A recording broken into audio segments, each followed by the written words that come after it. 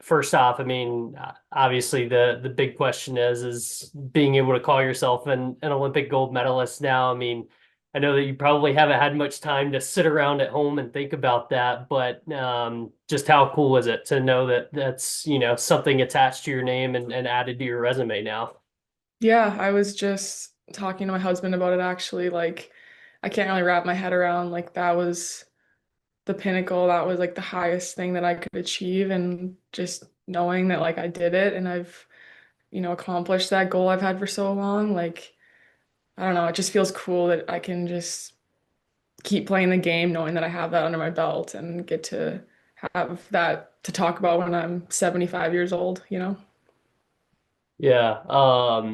Yeah, I mean, like you said, obviously, like this is what you've chased for so long, right? And I know that there's still tons of hockey to be played, so it's not like it's like the end of the road, but just at what point did it kind of hit you, I guess, that all of this has kind of come to fruition after so many years of build up?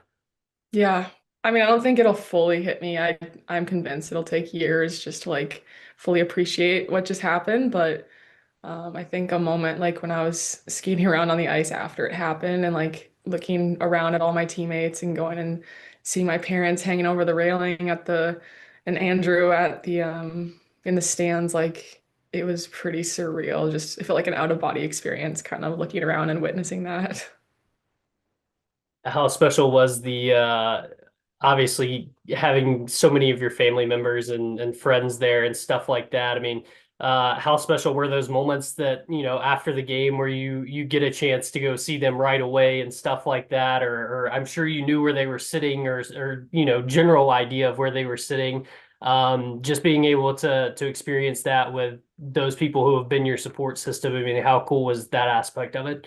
Yeah, I mean, pretty soon after the overtime goal, obviously you first go and you jump in on each other and hugging your teammates, but pretty soon after, like I looked up over to where my family was sitting and just seeing their reactions. Like my husband had tears coming down his face, and my parents were like, it was so cool. Like I'm just getting emotional thinking about it. It was unreal. And then we're like skating around, and I'm like, I don't know if we're allowed to like get off the ice, but I just am like, I don't care. So I like go through the penalty box and I walked over to, they're where they're at the railing, and I like grabbed their hands, and it was so cool. Yeah, I mean, that was, one of the first pictures I saw after the game was that picture of Andrew and your dad like leaning over and your brother and that kind of thing. I mean, just from a hockey experience of how much they've traveled to see you play and how many experiences they've gotten to share with you to now be able to share it like that. I mean, I know you guys didn't necessarily spend every day together and things like that, but just for them to get the opportunity to be there, what did that mean? Yeah, like I don't know. I just can't even imagine like the things that they did for me growing up, and I'm sure they had much more fun things to do than sit in a cold rink at ungodly hours in the morning or at night. And so, I don't know. I'm sure they would tell you it was worth it, but like it's so special that they, you know, did everything they did for me. And I'm like, well, here's a gold medal. It's maybe worth a couple grand, so hopefully that pays you back. Yeah. I think it's worth a lot more than that to Yeah. them. Yeah, your dad's like a social media influencer now. Oh my Everybody wants gosh. to follow him and see what it was cool to see him, posting about what they were doing and all those kind of things. So it's cool to follow along in that way. But when you look back at like the Olympic experience and everything, I mean, was it what you imagined? Like, how was it different from what you maybe imagined? Yeah, it was awesome. I think like just being in the village and being around other athletes was maybe one of the cooler parts that I didn't really think about. Like obviously you think about hockey and what you're there to do, but there's so many other things you get to experience and just witness other incredible athletes and countries. That was really cool just to see other things, and the opening and closing ceremony is just a lot of grandeur, and it was just really cool to do all those other things that you don't really think about. What was the coolest person I guess you got to meet or person that maybe you were a little bit starstruck by or anything like that? Yeah, I think getting a flower handed to you by Snoop Dogg, or Giving high fives to Seth Meyers, just like so many people that their reaction to seeing us, I'm like, why are you excited to meet us? You know what I mean? Like, I just thought that was pretty incredible, just how excited people get about the Olympics and how to other people like we are, superstars, but like I'm like we are not even close. So that was just pretty cool. What did you get a chance to go to any other events like outside, other Olympic events, men's Yeah. hockey or anything like that?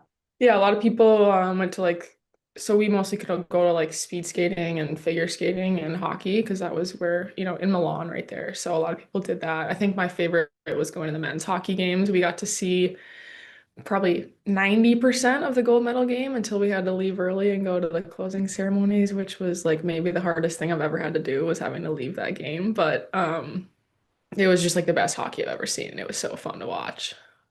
Yeah, just talking about the hockey aspects, getting back to talking about the hockey aspect. I mean, you were skating on the first line for a good bit of the Olympics, and I know that the times that you play get pretty evenly distributed when there's so many good players. But I mean, did you ever expect that that would, be a possibility, or at what point did you realize like, hey, that there's a possibility I'm probably going to be on the first or second line for this team? Yeah, I think I have had a pretty realistic approach to where I had been and the role that I had on the team. I was just fully expecting to go and be a fourth line center role, which was kind of what I had communicated to me. And then, coaches see things and think differently and things happen. So, I get shuffled around quite a bit. I think I like to pride myself in being a utility player and being able to do multiple things. So I kind of get filled in wherever there's a need. And, at a certain point, I'm starting you know, in the Olympics with Hillary Knight and Alex Carpenter. And I'm like, this can't be real, or I'm going into overtime in the gold medal game and in the locker room and the coach says that I'm paired up with Hillary Knight in overtime. And I'm like, are you sure? Like it was just kind of one of those crazy experiences I just couldn't really wrap my head around.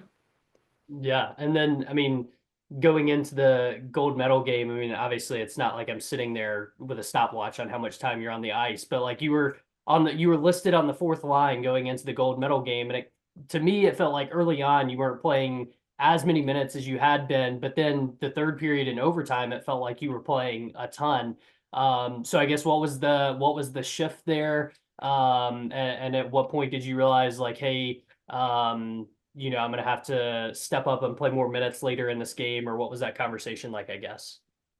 Yeah, I mean, I think a lot of people have been saying like that was the best US women's hockey team that they'd ever assembled. So like there really isn't a fourth line. Like you look at our fourth line, I thought we were maybe one of the better, more consistent lines that whole gold medal game. So like all of us know that every line is unique and brings different things. So there's players up and down the lineup that can do anything, that can play in different positions. So I think I have the trust of the coaches and they know that when, we're in a crunch or it comes down to it, like hopefully that they want me on the ice. And I thought that it was pretty rewarding to see that that was the case. And I was out there in big moments and playing in overtime. And yeah, it was really fun. Okay, I have to ask, the third period, when you get the penalty with like 6 minutes left in the game or whatever, what's going through your mind at that point? I mean, you're still down by one at that point, and you get a penalty, and obviously a pretty big point in the game. Uh, just walk me through what's going through your head whenever the sequence of events happens and all that kind of stuff. Yeah, I mean, after I got done yelling at the ref, not in the box, I I was a little bit nervous, but I honestly cannot even remember I can't remember the 2 minutes that I was in there. So I think my brain just blacked it out because I was so scared and so upset. But I knew like our penalty kill went the whole tournament 100%. Like we didn't get scored on. So I was very confident we were going to be able to kill it off. It was just knowing that there was only, when I get out, there's 4 minutes left to score a goal. So that was my concern. Yeah. And then obviously Hillary scores, you guys go to overtime. Um, just kind of walk me through what from your side of things and what you were seeing, what the overtime moment was like for you and the ensuing moments after that. Yeah, I think like just being with this team for the past, couple years and seeing we've been in games like that, we've experienced adversity and close games, and we always seem to find a way. We always maintain the calm confidence and knowing that something's going to happen. So when Hillary scored, I don't think there was a single player on the bench that had any doubt in our mind that someone was going to score the next one. I'm so glad it was Megan Keller. I just think she's so deserving of all the attention she's getting, and she's just an incredible teammate and a great player. So it was so just picture perfect for me to have Hillary and Megan score those goals. Um, you mentioned obviously a lot of people saying like this is the best U.S. women's hockey team that's ever been assembled. And I mean, before the gold medal game even started, like the commentators are saying that, and then obviously that's been magnified even more since the Olympics have ended and that kind of thing, or since the gold medal game ended. Just what does that mean? I mean, to kind of have that frame of reference and from it to be from legitimate hockey people that are saying that, it's not like it's just, the average Joe that's saying that, but to just know that you had a hand in that. I mean, how special is that to know that people seeing that high of praise of this team? Yeah, I've even had conversations with, alumni of the US national team with players that were on the 98 team that won gold or just incredible legends of the game. And when they tell you that that was the greatest team they've ever seen play, like that's when it becomes real to you. Like, yeah, I was just a part of something that is, going to be talked about for a long time and is, going to be go down in history as a really, really special team. So I just feel very grateful to, have my name on that roster and be a part of that. Um, Obviously with Hillary now, it's like everyone wants to ask her like, oh, are you going to come back for a sixth Olympics or whatever? But for you personally, I mean, I guess that's the question that everybody gets asked, right? So, for you personally, are you just at a standpoint where like I want to do this as long as I can and just try to embrace as many of these moments as I possibly can? Yeah, my perspective and my approach has always been I'm just gonna play as long as I love it, as long as it makes sense, and as long as, God keeps opening the doors for me. So, um, I'd love to keep playing another 4 years and go to another Olympics. I obviously don't have complete control, but I know I'm just focusing on the year that I'm in and where I'm at, and hopefully get to keep playing as long as I can. Um, just kind of last thing that I wanted to ask about was just obviously this is in the middle of PWHL season, which is something that I know that you've gone from playing different tournaments and things like that, but I mean this is kind of in my eyes is kind of a different animal. I mean, what has that been like to try to transition back into that mode of you still have a full season that you're in the middle of playing and that kind of thing? Yeah, I think honestly, I kind of love it. I've always, when you get done with the season or you win a championship or whatever it may be, I always find that it's fun to celebrate for, a couple days or a week, and then I'm kind of like, okay, when do we get to start again, So it's great for me to come home and get to just show up at the rink and keep going and keep working towards something. Because that's the part that I love is like the process and fighting towards something. So to have another opportunity, hopefully, there's a chance to compete for Walter Cup. That's the goal at the end of this season. But um, I don't know. I think it's kind of perfect.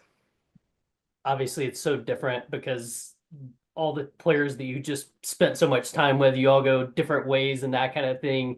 Um, First, I guess let me ask about that. I mean, how weird is that coming back, flying into Minneapolis, and then you're just like, all right, see you guys later, after you've spent what the best of 3 weeks together. What was that kind of like for you guys after you've spent so much time and so many important moments together over the course of 3 weeks to a month? Yeah, I think an experience like that definitely bonds you a lot closer than anything else. So it's kind of weird. Like I don't even feel like I really said goodbye to everyone when you're at the baggage claim or you're going your separate ways for different flights. But it is also cool knowing that you'll get to see everybody over the course of the season. And line up next to them at a face-off or exchange some words and give a hug at the end of games. Like, I think that's the part about women's hockey that's so cool is all the relationships and different crossovers and things that you get to have with different players. So it kind of makes the P-Dub season a little bit more fun. Yeah, and just last thing, because of the fact that for so long the Olympics have been the only thing that you could really do in women's hockey, and now to have the opportunity to be able to come back and say like, "Hey, yeah, we're still in the middle of our professional season," and to see kind of the reaction from the fans in terms of so many people wanting to come see games because of what they saw on the Olympic stage. I guess just how special is that portion of it to know that there's still something to chase, and there's a lot of people that have hopefully gotten their eyes on women's hockey after this. It's just so exciting just this time, and I think the stars really all aligned with the professional league and the Olympics, and there's just a huge desire for people to get more hockey and to watch it. So, I mean, you're already seeing some incredible turnouts and people coming to games and buying tickets. Like that's what we want because I think this game is so exciting and it's really fun to watch. And now that people are, starting to notice, hopefully we can keep elevating it, keep getting better. Hopefully keep these fans around and show them something cool.